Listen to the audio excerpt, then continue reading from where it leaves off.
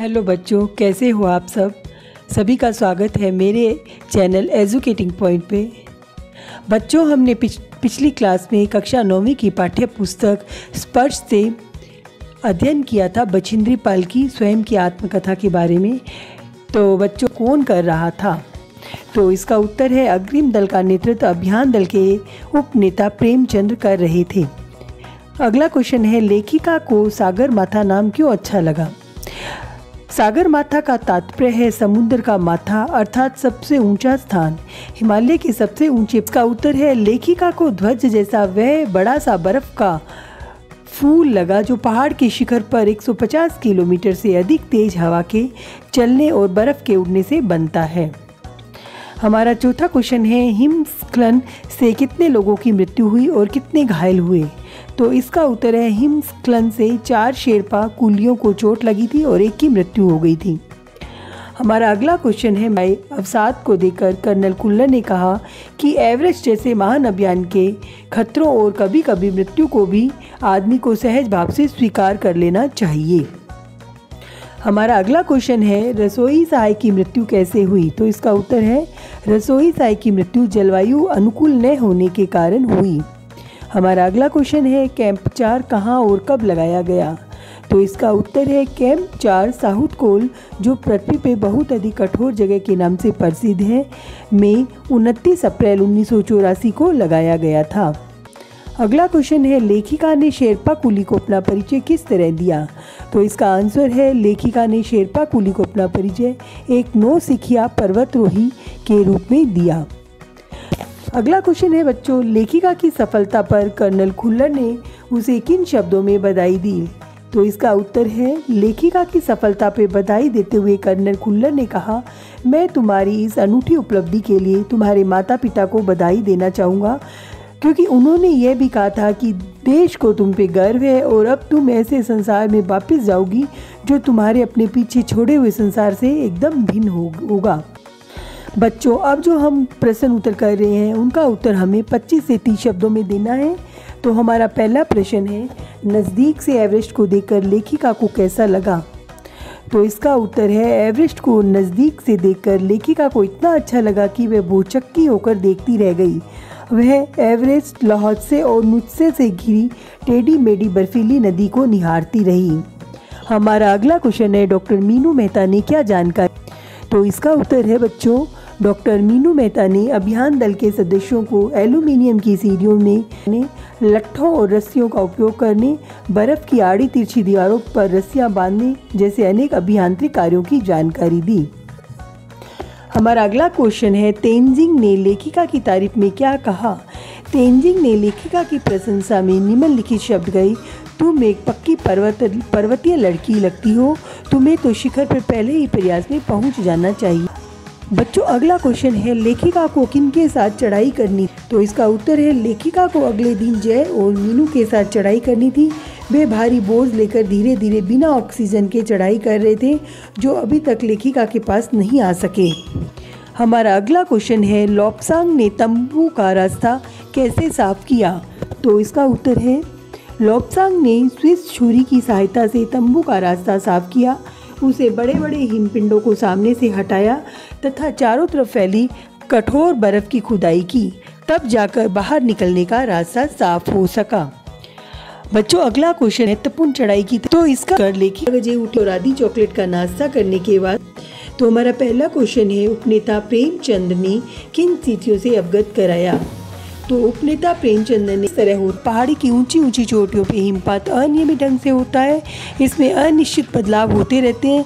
अनियमित रूप से बर्फ़ का गिरना ही हिमपात है। तेज हवा चलने से हिमपात की मात्रा बढ़ जाती है, सूखी बर्फ़ हवा में उड़ने लगती है, दृश्यता। तो इसका उत्तर है लेखिका के तंबू में गिरा बर्फ़ का पिंड बहुत ही भयानक था। वह लहौत्से ग्लेशियर से टूटकर नीचे गिरा था, जिसके कारण एक विशाल हिमपुंज का निर्माण हो गया था। यह हिमपिंड अपने में अनेक बड़े बड़े हिमखंडों के विशाल हिमखंड एक्सप्रेस रेलगाड़ी की तरह तेज गति और भयंकर आवाज़ के साथ ढलान से नीचे आया था। इसके कारण पर्वतारोहियों को कैंप पूरी तरह तहस नहस हो गया था। पर आश्चर्य की बात यह है कि चोट सभी को लगी किंतु मरा कोई। उससे पहले साउथ, जबकि वह साउथ कोल की ओर ऊपर चढ़ रहा था, उसने देखा लेखिका कैंप में विश्राम न करके उसके लिए चाय और जूस लिए नीचे उतरती आ रही है, जबकि उसे कैंप में आराम करना चाहिए। लेखिका में ऐसी सेवा, सहयोग की भावना एवं संवेदनशीलता देखकर को हक्का बक्का हो गया। हमारा अगला क्वेश्चन है, एवरेस्ट पे चढ़ने के लिए कुल कितने कैंप बनाए गए थे, उनका वर्णन कीजिए। तो इसका उत्तर है बच्चों, एवरेस्ट पे चढ़ने के लिए निम्नलिखित कैंप बनाए गए थे। Number 1, base camp. यह कैंप काठमांडू के शेर पोलैंड में लगाया गया। पर्वतीय दल के नेता कर्नल खुल्लर यहीं रहकर एक गतिविधि का संचालन कर रहे थे।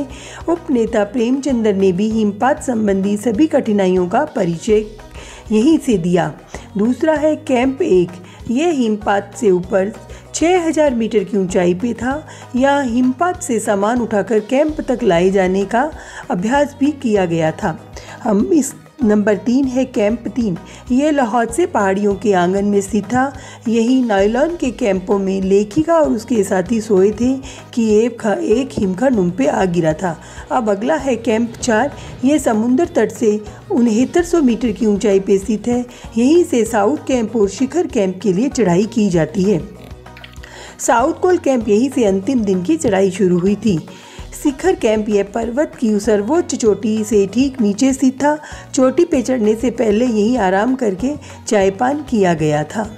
हमारा अगला क्वेश्चन के समय एवरेस्ट की चोटी शंक्वा आकार की थी। यह चोटी इतनी पतली हो गई थी कि 1-2 व्यक्ति साथ नहीं खड़े हो सकते थे। वहाँ खड़ा हो पाना कठिन था। उसके आगे तो बस हजारों मील दूर दूर तक बस सीधी ढलान ही ढलान थी।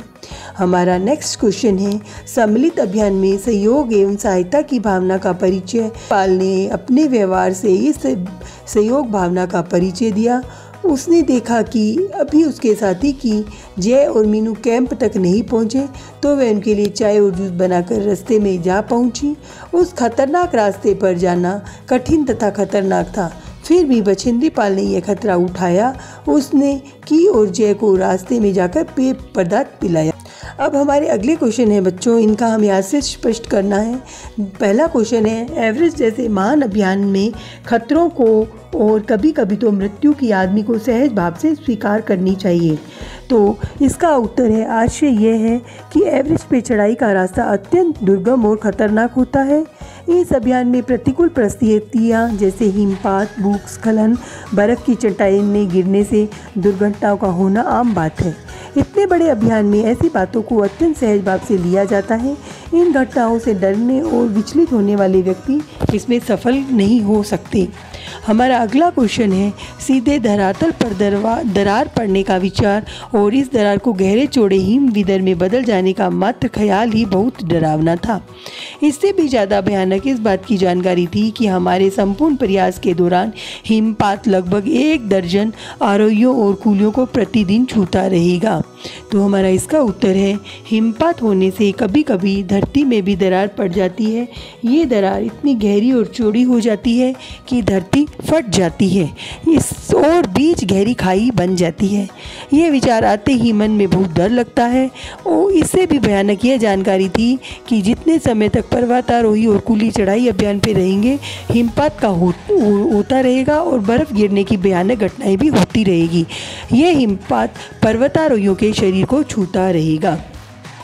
बच्चों, हमारा अगला क्वेश्चन है, बिना उठे ही मैंने अपने थैले से दुर्गा माँ का चित्र और हनुमान चालीसा निकाला। मैंने इनको अपने साथ लाए लाल कपड़े में लपेटा, छोटी सी पूजा अर्चना की और इनको बर्फ़ में दबा दिया। आनंद के इस क्षण में मुझे अपने माता पिता का ध्यान आया। तो इसका आशय यह है कि लेखिका ने अपने आराध्य के प्रति कृतज्ञता प्रकट करते हुए अपने साथ लाई दुर्गा की तस्वीर और हनुमान चालीसा को लाल कपड़े में लपेटा, पूजा अर्चना की और बर्फ़ में दबा दिया। इस सफलता हेतु मन ही मन भगवान का धन्यवाद दिया और उसने माता पिता को याद करके उनके प्रति अपनी कृतज्ञता और आदर का भाव प्रकट। बच्चों, आज का हमारा जो सॉल्यूशन है वो यही होता है और हम अब अगली क्लास में फिर से एक नया टॉपिक लेके आएंगे और बने रहिए मेरे साथ इसी मेरे एजुकेटिंग पॉइंट पर। तो फिर से मिलते हैं एक नई क्लास के साथ।